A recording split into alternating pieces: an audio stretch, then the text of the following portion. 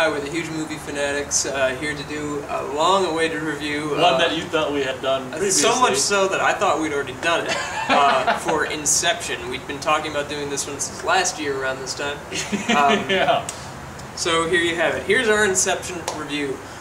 Chris Nolan knocked it way the hell out of the park. This is his best movie without question, I think. And this is one of the best movies in the past 10, 15 years.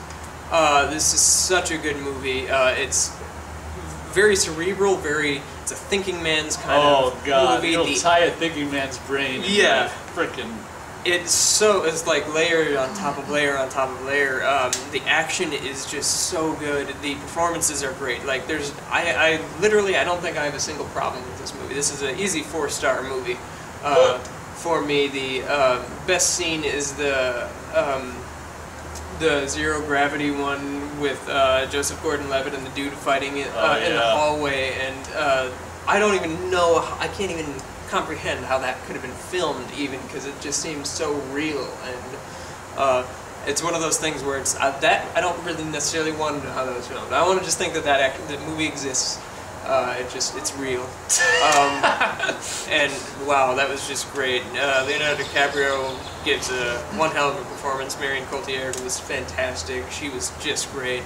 And the dude who plays Bane, Tom Hardy, is in the movie. He has some good lines. Really, this movie is just amazing, and I loved Cillian Murphy. He was so good and so likable. He was in so much though, but he wasn't in it so much, but he was so likable. Like after seeing him as such a sort of dirty jerk in Batman Begins and whatnot, you kind of go in expecting him to be like that in this, but he's not. And this is Pete Postlethwaite's last movie, or one of his last movies, because he did this and The Town back to back, and I was like, oh, resurgence of his career, and then he sadly passed away. From cancer, I believe. Anyway, I'm going to pass it over to you. 4 stars. Yeah, this is one that my dad, speaking of cancer, was interested in seeing that summer. What summer was this? 2010. 2010. And I didn't get a chance, unfortunately, to see, and that fucking pisses me off, because he would have absolutely loved this movie. And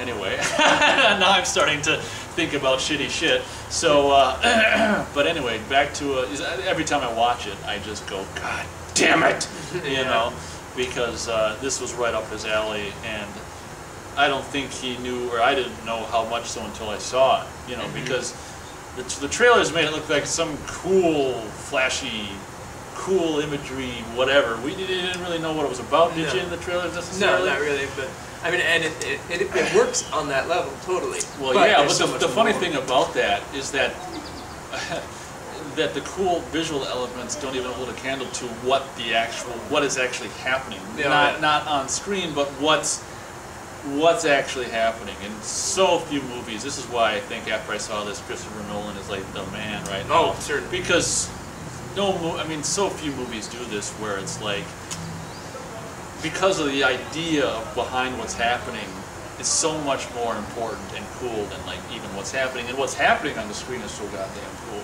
Yeah. And it's just like, because even the first scene, I love that whole thing with the top, and that ending of the movie is like, that is so good. Because didn't it, like, I don't know, didn't it? It stuttered for a millisecond, but and then it cut out. Did it did it just do that, or was it gonna roll? Oh my god. Yeah. There was so many, I haven't seen it for a while, but there's so many things about it that are so amazing. And the way we're actually introduced into the dream, wasn't it? God, I'm trying to think about it. Wasn't the very first scene a dream within a dream? Oh, yeah. So instead of just doing a dream, they at the very beginning he tricks you. Oh yeah. So that was absolutely phenomenal. And my only question is, why is that stuff, like when Leonardo DiCaprio was telling what's her name? Ellen Page. Why does that stuff start blowing out of the fruit? Because once she found out, once she lost concentration. No, once you start readjusting what people already know and are familiar with, then your body starts sensing that something's wrong, and it starts trying to fight it.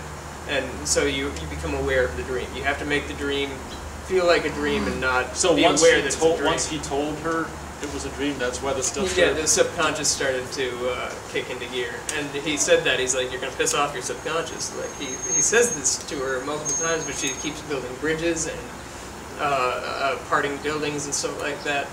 So much so that they started getting antagonizing toward her and stuff like that. And I thought that was just such a clever idea, and like that's so relatable on the concept that everybody's had dreams, and people. I think I've had dreams within dreams myself. So like I think the concept of having dreams within dreams isn't all that out there. But then to have dream within a dream within a dream, like there's so many layers to it. Like it just got so interesting and complex. I don't know how this was written. Like, Yeah. My God, this is so. My one problem with the movie isn't even a problem, which is not provable by any way. It's just a theory, which is I don't necessarily buy the fact that a dream within a dream is going to be, I can't remember exactly how, but I know that a dream within a dream lasted longer or whatever, or time, something like that. Yeah. So the further deep you go, the longer lasting some time. Yeah. That's the only thing. I would think that within a dream, even if you're dreaming within a dream within a dream within a dream, it's all, I would think it's all the same. But I understand where you get that idea from.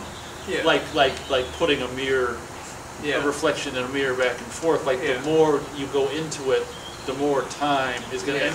But it's definitely the best that you went with that route, because the idea that they lived within how many, I don't know how deep they were in or whatever when they lived their life or whatever. Yeah, that was I think 3 dreams in. 3 dreams in where you actually lived the whole fucking life. Yeah. In how long? I don't know. But A long time, like, because it wasn't. no. I mean how much time? 6 hours or something. Yeah, something like that, probably. I mean, that just blows your goddamn mind, don't Yeah. it? That was Like such a cool movie. Like I say, I haven't seen it for a while, but it is very confusing. And I remember, I don't think I really necessarily understood everything the first time, and then the second time I saw it for the end, I kind of went, okay, you know, Van is this layer, James Bond ending snow area is this layer, and the second time was easier. But I'm really surprised that it caught on as well as it did, and it was as popular, because I'm surprised as many people could get it, actually, and there's a testament to maybe humankind after all. And the fact that maybe they can think, or a lot of them can think after all, and maybe they didn't know what they were seeing, I don't know, but I'm glad it did as well as it did, because it surely deserved. That's one of the rare occasions where it's like, that movie just deserved all of its, praise. 4 stars, unbelievable. I haven't seen it for a while, but I can remember that's fantastic, and that whole idea of the top, and the fact that that's how you know, what was that about? The totem, that you know that it's a dream It's or a dream reality. if it doesn't stop. It's a dream if it's not stopping, then you're in a dream and you know to get out. I guess my only other problem was, how they fell asleep so quick, what that machine, that kind of stuff. But that's sci-fi stuff. That's inconsequential, but I got a bitch if I can find anything. I got a bitch about it, but yeah, So 4 stars. 4 stars. That's why I don't have any doubts about Dark Knight Rises, because he could show me a final trailer of just a guy sitting there smoking a cigar, and it'd just be like, I don't care, man. This is Christopher Nolan. Bat flying at the camera. Post Inception, man. This guy's gonna, and if it turns out not to blow my ass off, well, he did Inception. I mean, whatever. I'm not gonna. He's done his part. Oh yeah. I mean, if it doesn't blow my ass off, that's fine. But I got a sneaking suspicion that it's gonna blow your freaking little mind. Yeah, totally. All right. Well, is this the last review of this? I think this will be the last one of this set. This session. So thank you very much for watching. Next time, hopefully Star Trek. We've been talking about Star Trek for a while. We should also probably, now that we've done Friday the 13th, do Nightmare on Elm Street. I've been really wanting to do a Nightmare one. So look forward to, hopefully, obviously next time we'll probably do. Are you gonna see Men in Black 3? Yeah, I'll see Men in Men in Black 3. When Spider-Man? There's something else. Oh, are you gonna see Battleship? No. I'll probably do a Battleship review. I'm gonna see it. It's gonna be so bad. It's gonna be so bad. It's gonna be great. Oh no. So I'll do a Battleship review. Spider-Man. Whatever. Yeah, well, Spider-Man's coming at you. Men in Black's 3. probably coming at you. we'll do those probably first. You can do Battleship. I might have to see Battleship just because I have a friend who's back in town who really wants to see it, so I might see Battleship. All right. Well, until then, thanks for watching. Thanks in advance, all you subscribers who are going to subscribe, and thanks also to the subscribers who have subscribed. We appreciate it. Thanks so much for watching, and until next time. Peace. Yeah, that's it. Peace. You got to say catch you later. Catch you later. Peace. Oh my butt. Yeah, I know, right?